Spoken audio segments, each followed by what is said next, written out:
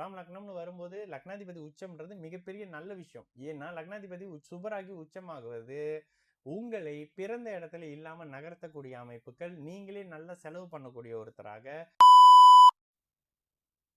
வணக்கம், நான் உங்கள் விக்கி ப்ரோஸ். நமக்கு ஜோதிட ஞானத்தை வழங்கிய ஆதித்ய குருஜி ஐயா அவர்களுக்கு நமது நன்றிகள். ஒரு கேள்வி, brother, how to find if my Sukran in bad place for துலாம்? துலாம் லக்னம், மைன் அட் 6th பிளேஸ். ஓகே, துலாம் லக்னத்துக்கு 6ஆம் இடத்துல இருக்காருன்னா உச்சமா இருப்பாரு. துலாம் லக்னத்துக்கு 6ஆம் இடத்துல இருக்கக்கூடிய சுக்கிரன் வந்து உச்சமா இருப்பாரு. இந்த இடத்துல அவர் லக்னாதிபதி ஸ்தான பலத்தோட இருக்காருன்னு வரும்.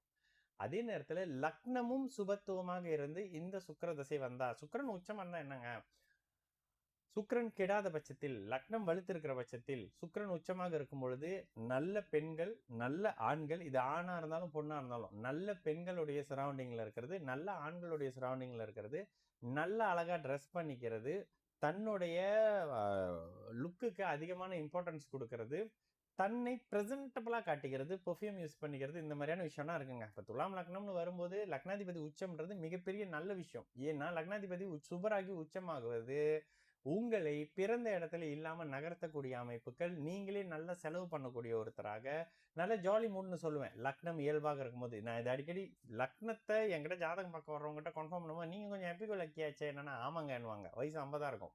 இதெல்லாம் லக்னத்தையும் லக்னாதிபதியும் பிரதிபலிக்கக்கூடிய அமைப்பு.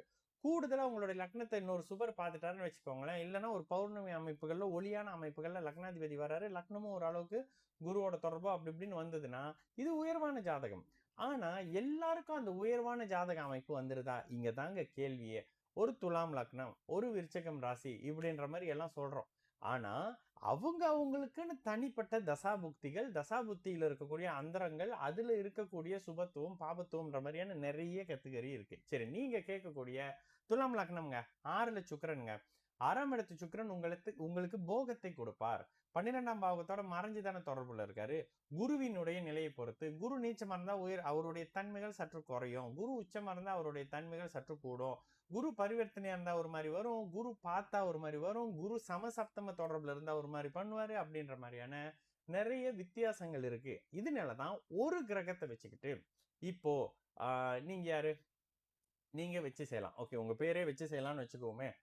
ஒருவேளை உங்களுக்கு உங்க மூக்க காட்டிட்டு இவர் தாங்க வச்சு செய்யலாம், இல்லைங்க இது மட்டும் வச்சு செய்யலாம், இல்லைங்க காது, இல்லைங்க கழுத்து மட்டும் தான் வச்சு செய்யலாம். இப்ப நான் உங்களுக்கு இது இப்படி செய்யறதோட விக்னேஸ்வரன் யாருங்க, இந்த விரல் தான் விக்னேஸ்வரன், இல்லைங்க இந்த காது மட்டும் விக்னேஸ்வரன் அப்படின்னு சொல்லுவீங்களா?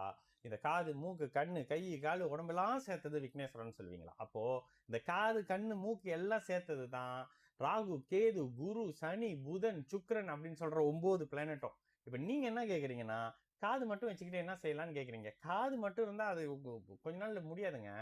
ஒரு மனிதன் முழுமையாக இருக்கிறது போல 12 கட்டங்களுக்கு 9 கிரகத்தை கடவுள் கொடுத்திருக்கிறாருல, அது அத்தனையும் பார்க்கும் போதுதான் நமக்கு தெரியும். ஒரு ஹாஸ்பிட்டலுக்கு போறீங்க, தூரத்துல இருந்து உங்களை பார்த்துட்டு நீங்க கையை இப்படி உதறிக்கிட்டே வரீங்கன்னு சொல்லிட்டு, சரி ஏதோ ஒரு எறும்போ என்னமோ கிடைச்சிருக்கும், நீங்க ஹாஸ்பிட்டலுக்கு காய்ச்சல் போவீங்க, கையை உதறிக்கிட்டே வராருங்க, அவர் கையில ஏதோ பிரச்சனை போல இருக்கும், கூட்டு போய் எக்ஸ்ரே எடுக்கிறது மாதிரி இப்ப நீங்க கேட்கிற கேள்வி. சரிங்களா? நான் உங்களுக்கு ப்ரோஸ், நல்லது நடக்கும், எல்லோரும் நல்லா இருப்போம். வணக்கம்.